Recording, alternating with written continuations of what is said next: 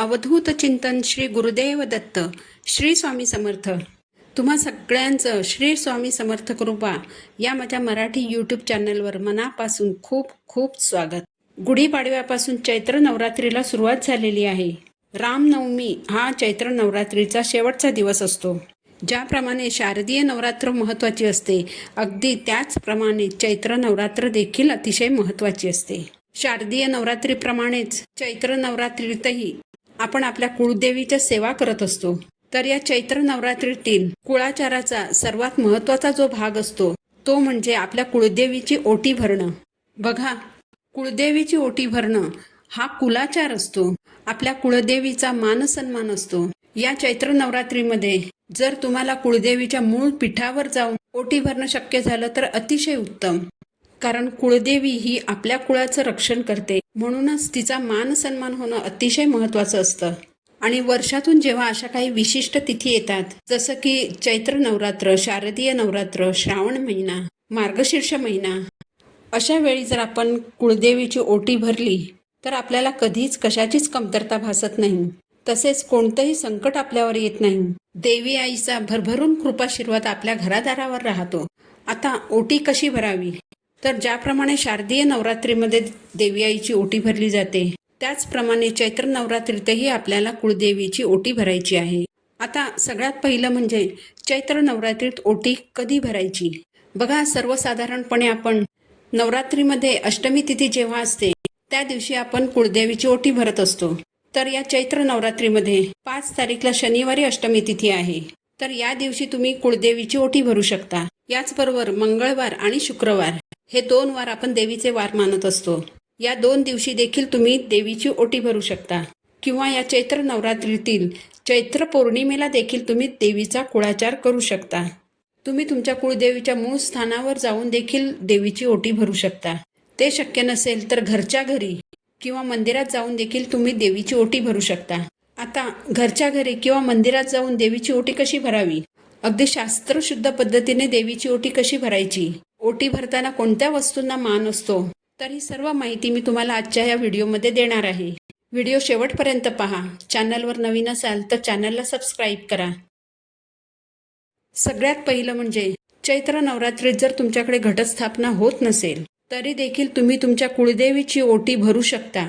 कारण कुळदेवी ही आपल्या कुळाचं रक्षण करणारी आपली आई असते. ज्याप्रमाणे घरातील आईला तिच्या लेकरांची काळजी असते, अगदी त्याचप्रमाणे कुळदेवीला तिच्या लेकरांची काळजी असते. आपलं रक्षण करणारी ती आपली कुळदेवी असते.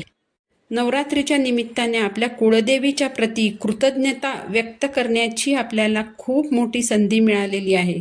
तर या नवरात्रीमध्ये कुळदेवीच्या सेवेचा एक भाग म्हणून आपल्याला कुळदेवीची ओटी भरायची आहे. कुळदेवीच्या मूळ स्थानावर जाऊन तिचा मान सन्मान करणं आपल्याला शक्य नाही, तर तुम्ही घरी ओटी भरा. तुमच्या देवघरामध्ये तुमच्या कुळदेवीचा टाक असेल, कुळदेवीचा फोटो असेल, मूर्ती असेल, तर तुम्ही घरी ओटी भरली तरी चालेल. किंवा तुमच्या जवळपास जर देवी आईचं मंदिर असेल तर तिथे जाऊन तुम्ही ओटी भरली तरी चालेल.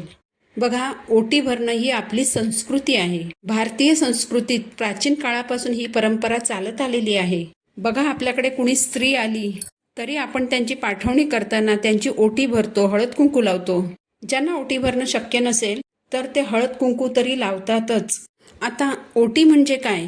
तर बघा, ओटीला खूप महत्त्व आहे. आपण महिला खूप भाग्यवान आहोत. कारण ओटी म्हणजे महिलांचं गर्भाशय असतं. तिथे नवीन जीव अंकुरतो, वाढतो, जन्माला येतो. विश्वाची निर्मिती करण्याची शक्ती स्त्रीमध्ये आहे. म्हणून स्त्रियांची ओटी भरली जाते. आणि सर्वच स्त्रियांना ओटी भरण्याचा आणि ओटी भरून घेण्याचाही अधिकार आहे. मुलींची पहिली ओटी ही तिच्या साखरपुड्याच्या वेळी फळांनी भरली जाते. त्यानंतर लग्नात ओटी भरली जाते आणि लग्नानंतर संतान प्राप्तीसाठी तिची ओटी भरली जाते. म्हणूनच बघा, जेव्हा एखादी स्त्री प्रेग्नंट असते तेव्हा आपण तिची ओटी भरत नाही, कारण तिच्या बाळाच्या रूपाने तिची ओटी अगोदरच भरलेली असते. आता ओटी कशी भरावी? बघा, ओटी भरायची पद्धत ही बऱ्याच अंशी सगळीकडे सारखीच असते. जवळजवळ 80% तरी पद्धत ही सारखीच असते. 15-20% इथे तिथे थोडा थोडा फरक असतो. आता देवीच्या ओटीच्या साहित्यामध्ये सर्वप्रथम जी वस्तू येते ती म्हणजे साडी. पण ओटी भरायची म्हणजे महागडी साडीच हवी असंही नाही. तुम्ही नुसत्या खणा नारळाने देखील ओटी भरू शकता. तुमच्या कुळदेवीची ओटी तुम्ही साडीने भरा किंवा मग नुसत्या खना नारळाने ओटी भरा. फक्त मनापासून ओटी भरा. मनापासून कोणतीही गोष्ट केली तर त्याचं संपूर्ण फळ हे आपल्याला प्राप्त होतच असतं. भक्तिभावाने ओटी भरा, कारण आपली देवी आई फक्त आपल्या भक्तीची भुकेली असते. अशा वेळी देवीला अर्पण करायची साडी जर सुती किंवा रेशमी धाग्याची असेल तर या धाग्यामध्ये सात्विक लहरी ग्रहण करण्याची आणि धरून ठेवण्याची क्षमता इतर धाग्यांच्या तुलनेत अधिक असते. म्हणून ओटी भरायची साडी ही काठपदर असलेली आणि सुती किंवा रेशमी धाग्याची असावी. तर एका ताटात ही साडी ठेवून तिच्यावर खण, नारळ आणि थोडे तांदूळ ठेवावेत.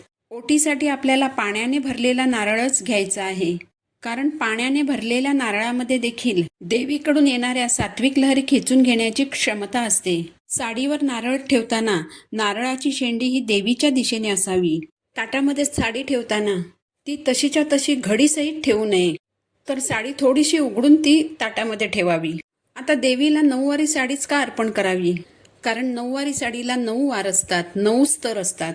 नवरात्रीमध्ये देवीच्या 9 रूपांची पूजा केली जाते आणि नऊवारी साडीतील 9 वार म्हणजेच 9 स्तर हे देवीची कार्य करणारी 9 रूपे दर्शवतात. म्हणून देवीला नऊवारी साडी अर्पण करावी. हल्ली बऱ्याच साड्यांमध्ये ब्लाऊज पीस असतात, पण साडीमध्ये जरी ब्लाऊज पीस असला तरी आपल्याला सेपरेट एक ब्लाऊज पीस किंवा खण साडीवर ठेवायचा आहे.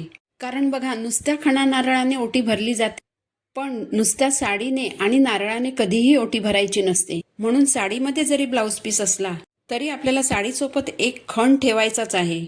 आता ओटीची साडी ही चांगल्या आणि शुभ रंगाचीच असावी, कारण शुभ रंग हे सकारात्मक ऊर्जा प्रदान करतात. म्हणून हिरवा, पिवळा, लाल, केशरी, गुलाबी, पोपटी, राणी कलर या रंगाची साडी ओटीसाठी निवडावी. काळा किंवा डार्क निळा किंवा एखादी साडी लाल असेल पण त्या साडीमध्ये जर काळ्या रंगाची डिझाईन जास्त असेल तर अशा साडीने सुद्धा देवीची ओटी कधीही भरू नये. ओटी भरताना या काही गोष्टी ज्या आहेत त्या तुम्ही निश्चितच लक्षात ठेवायला हव्यात. यानंतर एक अखंड हळकुंड घ्यावं. हळकुंड हे लेकूरवाळं असावं. ओटी भरताना नेहमी लेकूरवाळं हळकुंडच घ्यायचं असतं. एक बदाम, सुपारी, खारीक, खोबरं या वस्तू घ्यायच्या आहेत. एक फळ ठेवायचं. तुम्हाला शक्य असेल तर 5 फळंही तुम्ही ठेवू शकता. फुलांची वेणी किंवा गजरा किंवा वेणी नाही मिळाली तर एक फूल मात्र नक्कीच ठेवायचं आहे. यथाशक्ती ओटीमध्ये दक्षिणा ठेवायची. काचेच्या हिरव्या बांगड्या ठेवायच्या. किमान 6 तरी बांगड्या घ्या. तुमच्या प्रथेनुसार गहू किंवा तांदूळ घ्या. यानंतर शक्य असेल तर शृंगाराच्या वस्तू ठेवा.